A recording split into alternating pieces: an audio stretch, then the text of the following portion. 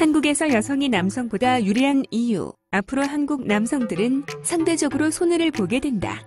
안녕하세요. 지난번 고유정 사건 영상에서 남자들이 사법의 악자가 되었다는 걸 잠깐 짚어보았습니다.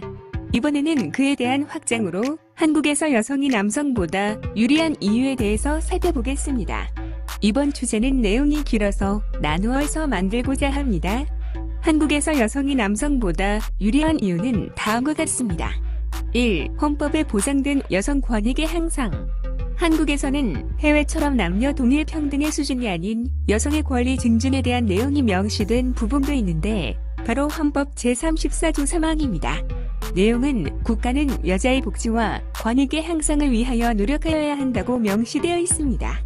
헌법이란 국민의 기본권을 규정하고 이를 보장하며 국가의 통치 적용과 통치 조직을 정하고 국가 권력의 행사와 그 근원에 대해 규정한 국가의 근본법으로 알려져 있습니다. 이러한 헌법에는 수많은 권리관계들을 명시할 수 없기 때문에 이 헌법을 최고법으로 하여 법률, 명령, 조례, 규칙 등이 만들어집니다. 따라서 헌법에 아예 국가는 여자의 복지와 권익의 향상을 위해서 노력해야 한다고 명시된 것은 동법 제36조의 혼인과 가족 생활의 양성평등을 넘어 여성이 남성보다 유리한 이점을 주는 문항입니다. 2. 여성권리정보부처 여성가족부.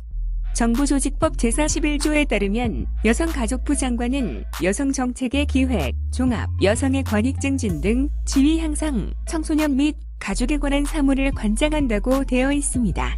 여성가족부의 터우는 19년 2월에 성평등 방송 프로그램 제작 안내서로 방송에서 지켜야 할 사항을 담은 것이라든가 사법부 판결에 반대하는 내용을 제출하는 것 등으로 그 힘을 확인할 수 있습니다. 여성의 권익과 지위 향상을 위한 정부 차원의 조직입니다. 3. 여성단체. 1965년에 창립된 한국여성단체협의회만 봐도 45개 회원단체 이상이 있고 1987년에 창립된 한국여성단체연합도 7개 지부에 28개 회원단체가 있습니다. 이는 모두 여성을 위한 운동을 하고 있는 단체입니다. 한국여성단체협의회의 경우를 보면 대한여학사협회, 대한YWCA 연합회, 여성문제연구회, 분야보호사업연합회, 학생문제상담소, 대한어머니회, 대한부인회 총본부, 한양여성클럽과 같은 쟁쟁한 단체들이 참여하여 만들어낸 단체이며 이미 1960년에는 세계여성단체협의회에 가입하고 1962년부터는 전국여성대회를 개최하고 있으며 1964년부터는 용신봉사상을 제정하여 시상하였다고 합니다. 1964년 9월 기관지 여성 1창간 1976년부터는 영문 여성지 더위민을 발간하기 시작했을 정도로 이미 예전부터 여성운동을 통해 여성권익 증진을 도모하는 강력한 단체로 자리 잡은 곳입니다. 반면 남자들을 위한 단체는 찾지 못했습니다. 안티페미 협회 같은 게 있는데 이는 페미니즘에 대한 반발적 성격이 강하다고 보이며 남성의 권익운동에 방점을 찍은 단체로 보기에는 미흡해 보입니다. 4. 여론 형성. 흔히 말하는 여성들은 여성들끼리 어디라도 잘 가고 어울리는데 남자들은 못 가고 어울리지 못한다는 이야기가 있죠. 예를 들어 영화관을 가도 여성은 여성들끼리 가는데 아무런 거리낌이 없지만 남자들은 특히 남자 둘이서 가는 것에 대한 거부감이 있다고 합니다. 하다못해 단톡방에서 모임을 해도 남자들끼리만 있으면 못 모이는 경우가 많습니다. 또한 본능적으로 남자들은 전투적인 부분이 있어 자신들의 범위가 있기에 모르는 다른 남자들과 있는 것에 대해서 경계심을 가지게 되죠. 여자들은 학교 생활에서도 잘 어울리고 친구 많은 사람이 인기가 좋지만 남자들은 그 중에서도 힘있고 강력한 우두머리 타입의 사람들이 인기를 얻는다고 합니다. 그리고 나머지 남자들은 잘 어울리지 못하고 배제되는 모습들이 있습니다. 여자들은 관계 형성 시 상호 칭찬과 원활한 대화를 통한 커뮤니케이션으로 관계를 쌓는데 남자들은 그러한 것으로 색해하죠. 남성들은 의사표현에서도 서툰 부분들이 있다고 합니다. 여자들은 팬클럽, 팬덤 같은 경우도 어렸을 때부터 과거 다른 여성들이 했던 것처럼 자연스럽고 친근하게 만들어서 모르는 사람과도 같은 팬이라면 잘 어울리는데 남자들은 그런 경험이 없습니다. 이러한 문화적 차이점 등에서 남자들은 남자들끼리의 결속력이 부족하고 융화가 어려워 흔히 말하는 여론 화력 집중의 열세인 모습을 보이고, 여자들은 융화가 잘 되고 어렸을 때부터 경험한 관계 형성과 팬덤 등으로 경험한 여론 화력 집중이 잘 될 수밖에 없을 것입니다.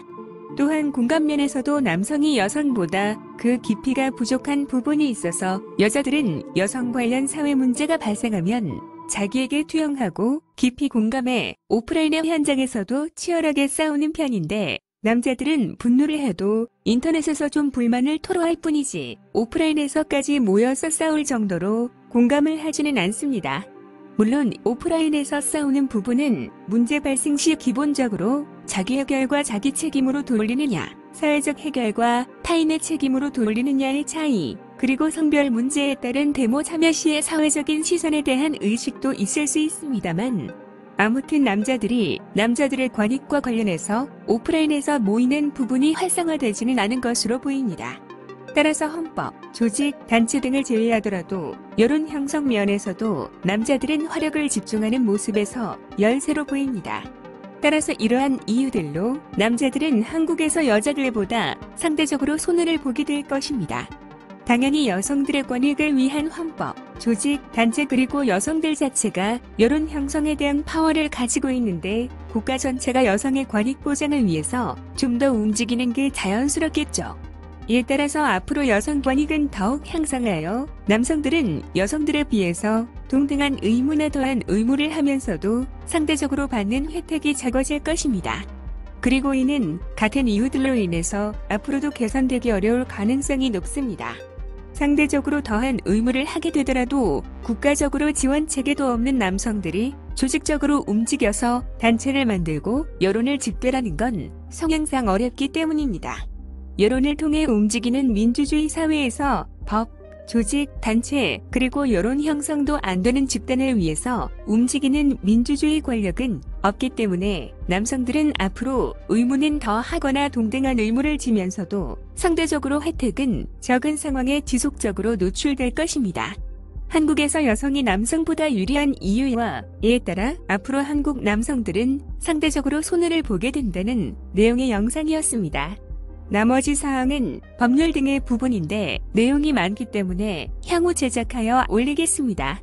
영상이 마음에 드셨다면 좋아요와 구독을 눌러주세요. 감사합니다.